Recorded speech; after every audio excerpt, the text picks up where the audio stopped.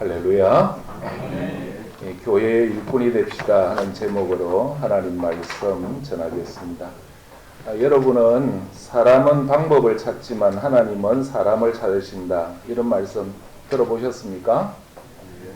이것은 성경을 통해 우리에게 주시는 한결같은 하나님의 메시지입니다. 그런데 우리 예수님도 이와 같은 가르침을 주고 계십니다. 우리 예수님은 이 세상에 잃어버린 영혼을 구원하고 변화시키기 위해서 다른 조직이나 다른 단체를 만드시지 않으셨습니다. 어떤 캠페인이나 어떤 프로그램도 행하지 않으셨습니다. 대신에 예수님은 주님이 원하시는 사람을 세우셨습니다. 그리고 그 사람을 통해서 세상을 변화시키기로 하셨습니다. 그 사람들이 바로 주님의 제자요, 주님의 일꾼들입니다. 오늘도 우리 주님은 주님이 원하시는 일꾼들을 주님의 몸된 교회를 통해서 부르시고 세우십니다. 그리고 그 일꾼들을 통해서 세상을 구원하고 세상을 변화시키는 일을 하고 계십니다. 오늘 우리는 주님이 부르시고 세우셔서 귀하게 사용해 주신 심충봉 안수 집사님의 은퇴 감사 예배와 최종순 안수 집사님의 임직 감사 예배를 드리고 있습니다. 우리 주님은 이런 귀한 교회의 일꾼들을 통해서 주님의 일들을 이루어 오셨고 앞으로도 이루어 가실 것입니다. 그러면 여러분, 우리 주님이 귀하게 사용하시는 일꾼은 어떤 일꾼일까요? 오늘 본문에서 사도 바울은 자신을 가리켜 교회의 일꾼, 그렇게 고백합니다. 여기서 언급된 일꾼이란 목회자만을 말하지 않습니다. 일꾼이란 종을 의미하는데 헬라어로 디아코노스를 번역한 말입니다. 그런데 이 당시 영적 위기에 봉착해 있던 골로새 교회에 정말 필요한 것은 참된 교회의 일꾼이었습니다. 사도 바울은 그러한 필요성을 절감하며 골로새 교회에게 편지를 썼습니다. 우리는 본문 23절에서 그런 분위기를 느낄 수 있습니다. 만일 너희가 믿음에 거하고 터 위에 굳게 서서 너희 들은 바 복음의 소망에서 흔들리지 아니하면 그리하리라. 이 복음은 천하 만민에게 전파된 바요, 나 바울은 이 복음의 일꾼이 되었노라. 사도 바울은 이 구절에서 굳게 서서라는 말과 흔들리지 아니하면이라는 말에 무게를 싣고 있습니다. 그런데 왜 이런 강조가 필요했을까요? 골로새 교회 성도들 가운데 굳게 서지 못한 사람들이 있었고 흔들리고 있던 사람들이 있었기 때문이지요.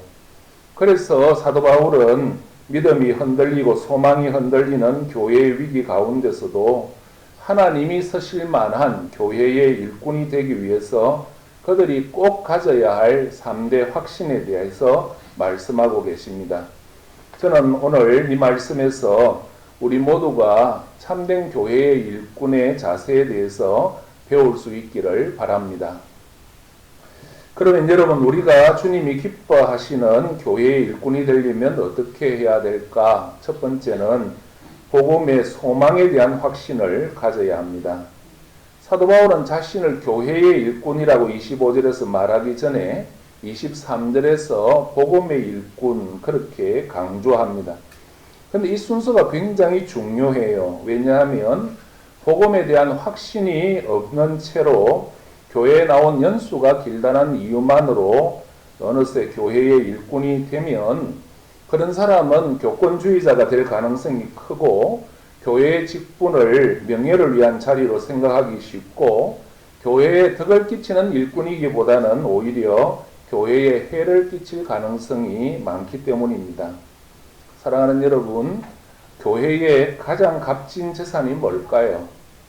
안락 하나교회의 가장 중요한 재산이 뭡니까? 사람입니까? 예, 그것도 맞습니다만은 교회의 가장 중요한 재산은 복음입니다. 가장 건강했고 부흥했던 초대교회는 지금과 같은 교회 건물이 없었습니다. 교회 건물이 생긴 것은 주 300년 이후의 일입니다. 초대교회는 지금 많은 교회들이 시행하는 특별한 프로그램도 캠페인도 없었습니다. 그러나 초대교회는 실제로 그 당시 세상을 뒤엎었어요. 그것은 다름 아니라 복음의 능력 때문이었습니다. 초대교회는 이 복음의 능력을 확신하는 일꾼들로 풍성했고 그래서 역동적인 교회의 모습을 가졌던 것입니다. 그러면 여러분 왜 복음이 중요합니까? 그것은 복음만이 죄인인 우리 인생을 구원할 수 있고 죄인인 우리를 변화시킬 수 있기 때문입니다. 사단에게 결박된 사람들에게 자유를 선포하고 예수님을 구주로 영접하게 하며 새로운 존재가 되게 하는 것, 그것이 복음의 힘입니다. 그렇습니다. 여러분, 복음만이 사람을 구원하고 변화시킬 수 있다. 믿는 것이 복음의 능력에 대한 확신입니다. 복음의 소망에 대한 확신입니다. 이 확신을 가진 일꾼이 주님이 기뻐하시는 교회의 일꾼입니다. 복음의 역할은 우리를 구원하는 데서 끝나지 않습니다. 골로새서 1장 21절과 21절 말씀 보시지요. 전에 악한 행실로 멀리 떠나 마음으로 원수되었던 너희를 이제는 그의 육체의 죽음으로 말미암아 화목하게 하사 너희를 거룩하고 흠없고 책망할 것이 없는 자로 그 앞에 세우고자 하셨으니, 복음은 이렇게 우리를 구원하실 뿐만 아니라 계속 변화시켜서 흠없고 책망할 것이 없는 온전한 모습으로 서게 합니다. 물론 예수 믿는다고 하루아침에 사람이 강해지거나 온전해지지는 않지요. 여전히 부족하고 여전히 연약한 모습일 수 있습니다. 그러나 우리가 갖는 복음의 소망이 무엇입니까? 어느 날 내 안에서 시작된 하나님의 놀라운 구원의 역사가 마침내 나를 변화시켜서 흠이 없고 책망할 것이 없으셨던 우리 주님처럼 나를 거룩한 자로 빚어주셔서 주 앞에 온전히 서게 할 것이라는 것, 이것이 복음의 소망 아닙니까? 예, 참 아멘 또 안 하시네요. 그래도 열심히 해보겠습니다. 여러분, 지금은 비록 연약하지만 복음이 마침내 나를 온전히 변화시켜 주님 앞에 서는 날 나를 아름다운 존재로 완성시켜 주실 것 믿습니까? 아멘. 소망하십니까? 아멘. 이렇게 복음의 능력에 대한 감격과 확신에 가득 찬 교인이 많은 교회가 복음적인 교회요, 능력 있는 교회입니다. 그러나 이 복음의 진가를 알지 못하면서 교회 다닌 연수가 오래되었다는 이유만으로 교회 일꾼이 된 사람이 많을 때 그 교회는 복음적인 교회가 아닙니다. 세속적인 교회가 될 가능성이 높지요. 사람 냄새 풀풀 나는 교회 말입니다. 중세교회의 타락의 원인을 여러 가지로 꼽지만 가장 중요한 원인은 복음의 상실에 있다. 저는 그렇게 생각합니다. 이런 맥락에서 종교개혁의 의의는 복음의 회복에 있습니다. 종교개혁은 세 가지 면에서 강조점을 두고 있지요. 오직 은혜, 솔라 그레티아, 오직 믿음, 솔라 피데, 오직 말씀, 솔라 스크립처라. 여러분, 이 세 번째 말씀만이 인간을 구원하고 새롭게 변화시킨다는 확신, 이 복음의 확신이 초대교회의 힘이었고 중세교회를 새롭게 한 힘이었어요. 그런데 여러분, 이런 귀한 유산을 물려받은 개혁교회의 후예인 우리들의 지금 모습은 어떻습니까? 오늘날 교회의 위기를 여러 가지로 말하지만 저는 가장 중요한 원인이 복음의 위기, 복음의 약화로 인한 세속화가 핵심이라고 생각합니다. 오늘 우리 교회가 새로워지려면 다시 복음의 회복이 있어야 합니다.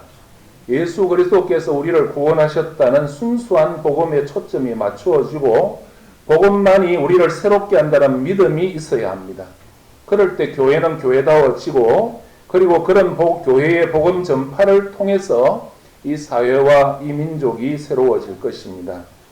여러분은 예수만이 우리의 유일한 소망이라고 믿습니까? 아멘. 십자가와 부활의 복음을 통해서만 우리 민족과 이 사회가 새로워질 것이라고 믿습니까? 아멘. 이런 믿음과 확신을 가진 사람이 참된 교회의 일꾼입니다. 저는 오늘 은퇴하시는 심충봉 집사님과 임직하시는 최동순 집사님, 그리고 이 자리에 있는 우리 모두가 복음의 능력을 체험하기를 원합니다. 그리고 복음의 소망을 확신하는 교회의 참된 일꾼으로 설 수 있기를 바랍니다. 그래서 하나님이 귀히 서시는 교회 일꾼 되기를 주의 이름으로 축복합니다. 그러면 여러분, 우리가 주님이 기뻐하시는 교회 일꾼이 되려면 어떻게 해야 될까? 두 번째는 사역의 목표에 대한 확신이 있어야 합니다. 교회 생활을 일정 기간 하다 보면 자연스럽게 교회 일에 참여하게 되지요. 그런데 교회 일을 할 때 중요한 것은 사역의 목표를 제대로 아는 것입니다. 오늘날 교회가 무기력한 것은 교회 일꾼들이 사역의 목표를 망각한데도 그 원인이 있다, 그렇게 생각합니다. 그래서 말콤 머거리치라고 하는 칼럼니스트가 사역의 목표를 잃어버린 그리스도인들을 풍자한 내용이 있어요. 사람들은 교회 간다. 왜 가는가? 교회 가기 위하여 교회 간다. 사람들은 예배를 드린다. 왜 예배를 드리는가? 예배를 드리기 위해서 예배를 드린다. 사람들은 기도를 한다. 왜 기도를 하는가? 기도하기 위해 기도한다. 사람들은 성경을 공부한다. 왜 하는가? 성경을 공부하기 위해 성경을 공부한다. 사람들은 봉사를 한다. 왜 하는가? 봉사를 하기 위해 봉사한다.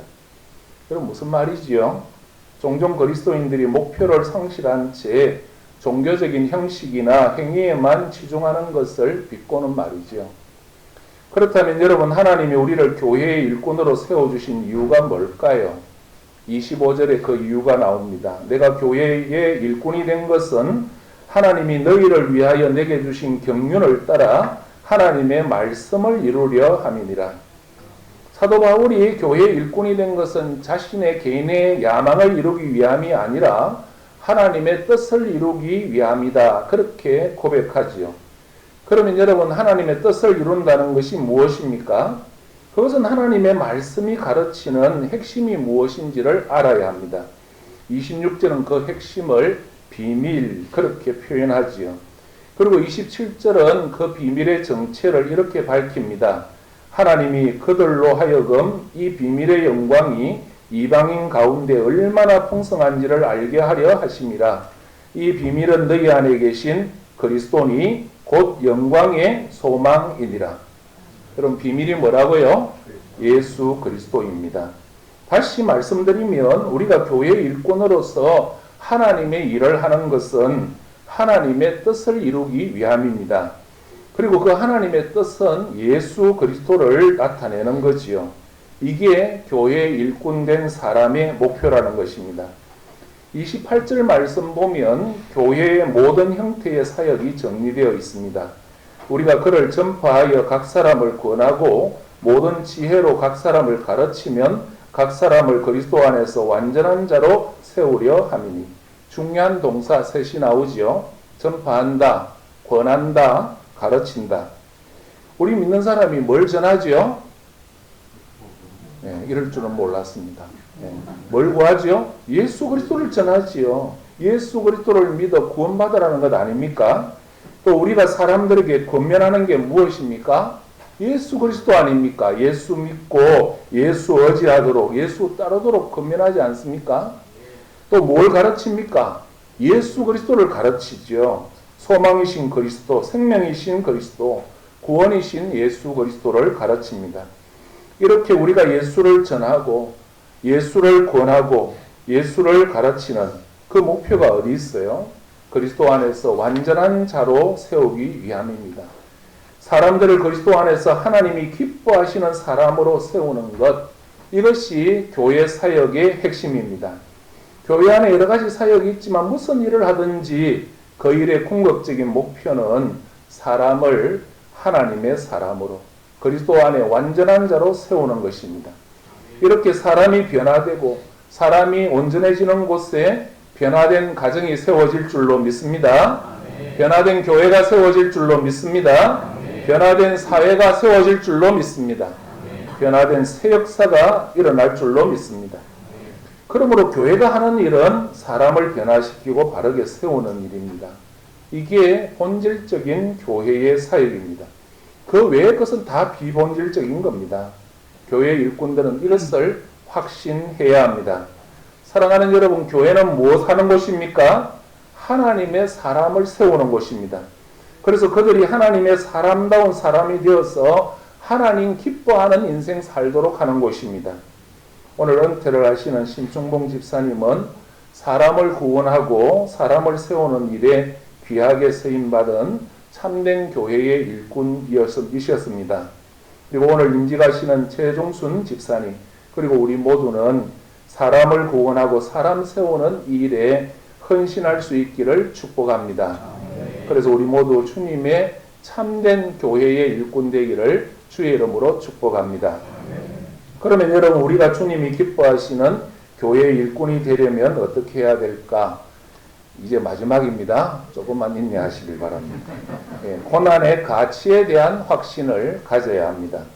29절 말씀 함께 보시죠. 이를 위하여 나도 내 속에서 능력으로 역사하시는 이의 역사를 따라 힘을 다하여 수고하노라. 여기서 이를 위하여라는 것은 무엇을 말합니까? 28절 말씀, 각 사람을 그리스도 안에서 온전한 사람으로 세우는 일을 말하지요. 교회의 일꾼된 사도 바울은 바로 그 일을 위해 힘을 다해 수고했다, 그렇게 말씀합니다. 힘을 다해 수고했다, 이 말은 모든 에너지가 소진할 때까지 최선을 다한다, 그런 뜻입니다. 이것은 인간적인 최선만을 이야기하는 것이 아닙니다. 우리 안에 역사하시는 성령님의 강권하심, 성령님의 능력이 함께 하시는 수고를 말하는 것입니다. 이 말씀 속에는 교회를 통해 복음의 소망을 이 땅에 펼치시는 그 일을 위하여 어떤 고난을 받을지라도 기쁘게 감당하겠다는 교회의 참 일꾼인 사도 바울의 각오가 되어 있습니다. 이것은 24절 말씀에서 이미 그가 고백했던 것입니다. 나는 이제 너희를 위하여 받는 괴로움을 기뻐하고 그리스도의 남은 고난을 그의 몸된 교회를 위하여 내 육체에 채우노라. 그러면 여러분, 그리스도의 남은 고난이란 무엇을 말하는 것입니까? 사도 바울은 교회를 예수님과 동일시해요. 그래서 교회를 뭐라고 부릅니까? 그리스도의 몸, 그렇게 부릅니다. 예수님이 육신을 입고 이 땅에 계실 때 자신의 입으로 복음을 전하셨습니다. 자신의 손으로 병자를 만져주시고 고쳐주셨습니다. 그런데 우리 주님이 이 땅에서 하시던 일을 성천하신 후에는 주의 몸된 교회에 넘겨주셨습니다. 예수님은 그의 사역이 계속되도록 하시기 위해서 교회라는 이름으로 자신의 몸을 세상에 남겨두셨어요. 그래서 교회가 교회다워지는 방법은 예수 그리스도께서 이 땅에 계실 때 하셨던 그 사역이 우리가 주님이 하시던 것과 동일하게 힘을 쏟아서 이루는 것입니다.